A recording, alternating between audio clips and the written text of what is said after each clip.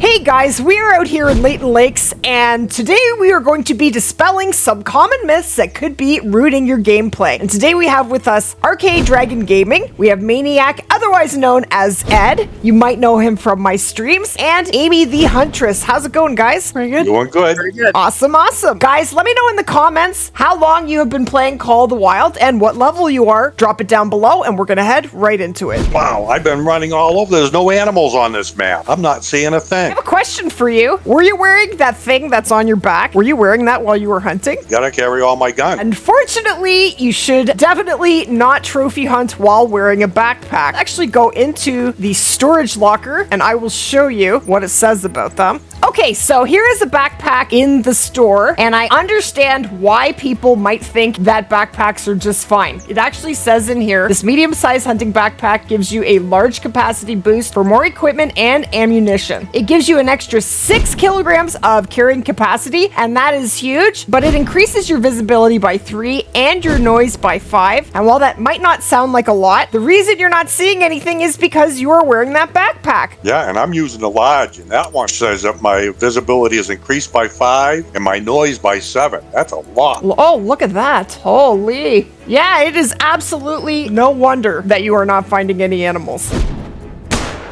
Oh, look at that.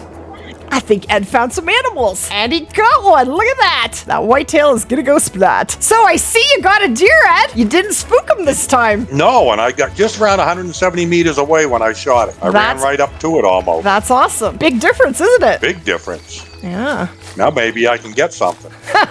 Yes, that's the idea. I get vital blood. Look at that. That's what you call a sign of a job well done. There it is laying right up there. Nice shot, Ed. Very nice, very nice. Okay, look at that. I am so proud of you. And did you learn something? Yes, get rid of that backpack. Well, I'm glad that you will now find more hunting success hunting without a backpack. You guys are silly. This is me congratulating Ed, okay? Okay, sweet. But there you go. That is one myth that has been dispelled. There is another option, guys. There is the pack mule skill, which is here under ambusher skills. And this actually gives you an increase of 15%, which equates to 3 extra kilograms. Now, there is a catch. You cannot have pack mule and disturb vegetation at the same time. You got to pick one or the other, but that option is there for you. Hey, Rebecca, how's it going? It's going. How are you? I'm good. Doing a little fallow hunting, I see. Yeah, I found these 2 amazing herds of fallow, and from this position, I'm pretty sure I can take them all out, and they just won't spook. You think? Yeah, I'm pretty sure. I don't know, but definitely go for it. Yeah, because those ones over in the corner are way further away than these ones, so. This is about 200 meters, and the ones over here also about 200 meters. Yeah, they'll never notice. Okay, go for it. All right, going for it.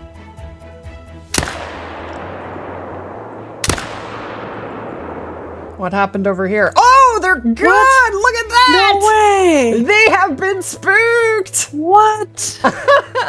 That's gotta be a glitch. Nah, it's not. The spook Yeah. distance has changed. Crazy. Yeah, even that one that's 270 meters has even gone alert and attentive now. Is that right?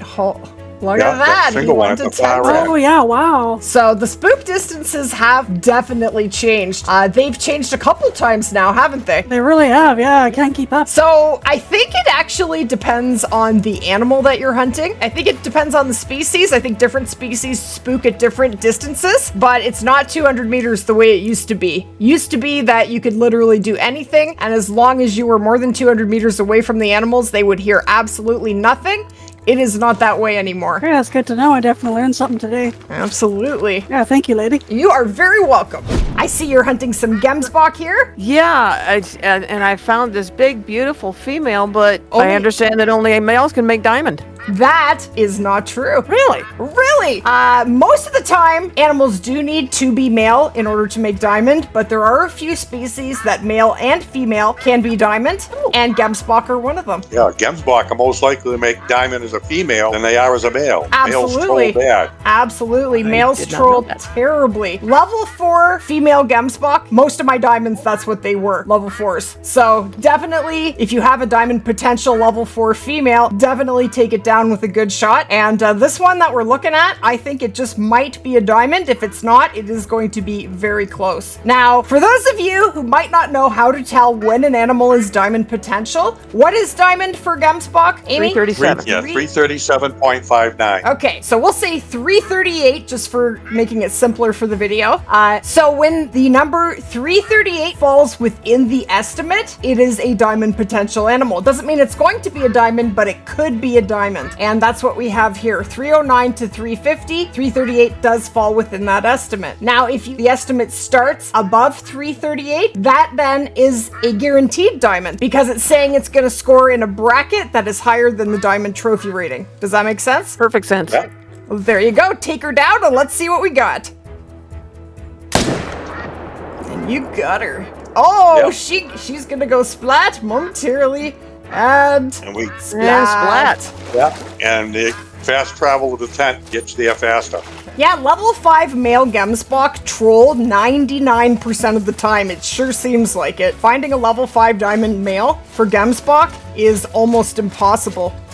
It's not impossible, I've never. but it is tough. Yeah, I've never found one. I have 2 on Xbox, but like I have never found one on PC, and I've been on PC for 2.5 years. I've shot many level 5s and none of them have made it. Okay, so when you look here, guys, when you actually put your cursor on top of the trophy rating for the animal, it will tell you. So it says right there that diamond is 337.59, and what we have here is a 324. So it did not make diamond, but it definitely was a diamond potential estimate, and level 4 females can definitely make diamond. Go for it, pick her up. Now, some other species that commonly make diamond as female, chamois is definitely one. You can get a male or female diamond chamois, Gemsbok, and then all hares in the game, such as the Euro hare, make diamond as female and not as male, and all the rabbits in the game make diamond as male and not as female, except for the Eastern Cottontail rabbit.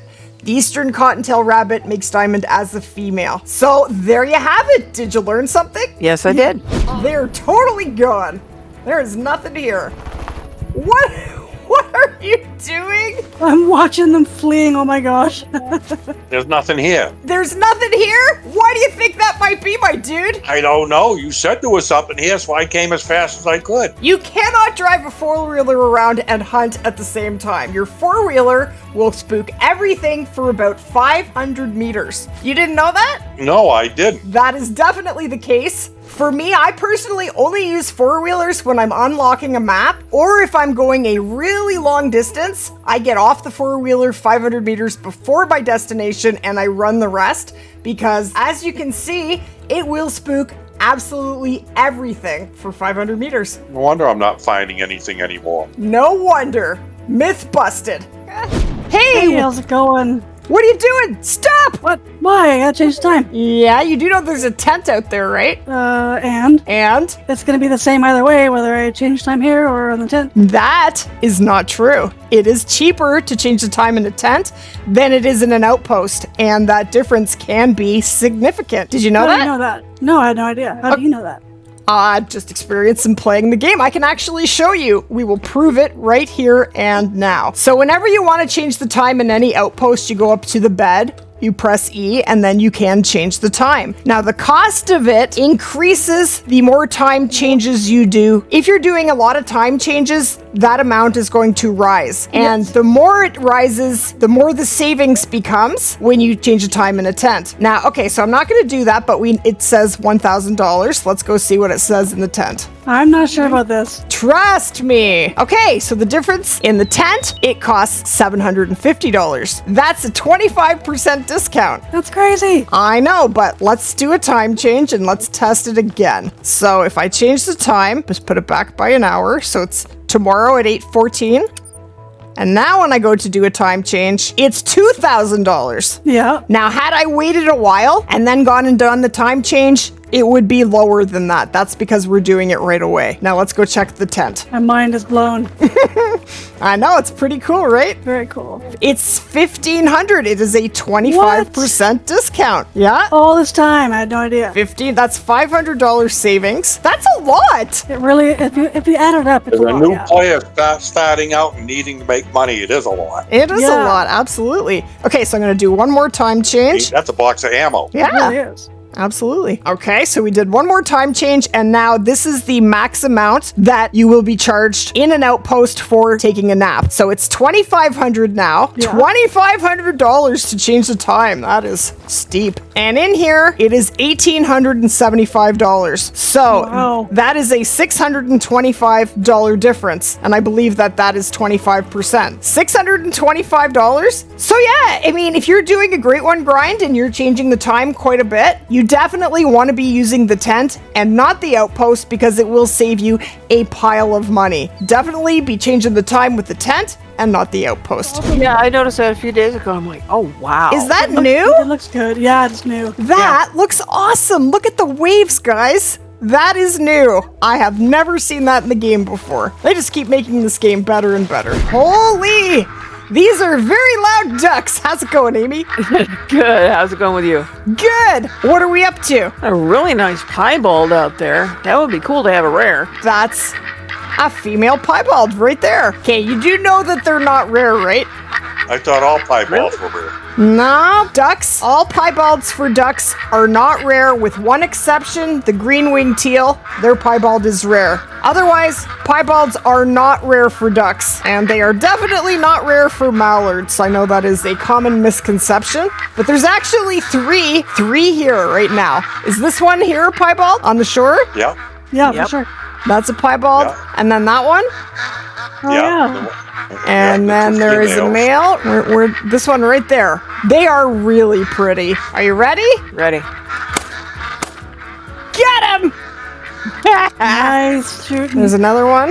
Okay. Now we have to wait for the floater. So this is a female piebald, and they are absolutely beautiful, but they're just not rare. They are very, very common. They're not even uncommon. You can take your ducky. He's really pretty.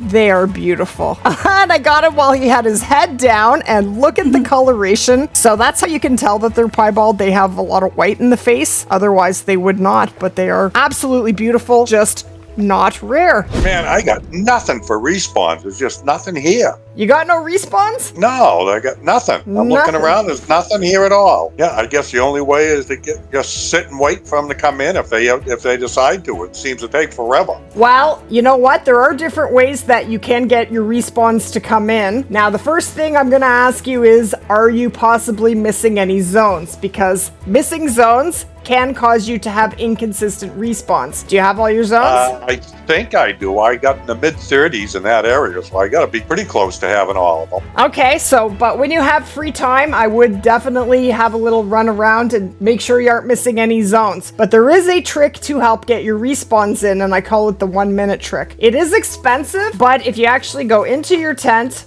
and move the time forward by just 1 minute. And yes, it's costing me $1,875, but it would be more expensive in an outpost. So let's do that. Now, it doesn't work every single time, but it does work most of the time. And there they are. Wow, a whole bunch of them. I got herds in here now. Yeah, look at that. I tell you, the 1 minute trick is awesome. Now, the other way you can get respawns is by leaving the map and coming back. That will definitely freshen your map up and encourage your respawns to show up, but Takes a lot longer. it just takes a lot longer, yeah. So I actually use the 1 minute trick quite a lot. If you're doing a grind, you can usually afford to, because you are making a lot of money when doing any Great One grind. But the 1 minute trick, I actually use it all the time to bring my respawns in because they can be a little tardy. So there you go. Ed, Amy, and Rebecca, thank you guys so much for joining us today. We definitely squashed some of those myths, and thank you so much for watching, and we will definitely see you guys in the next one.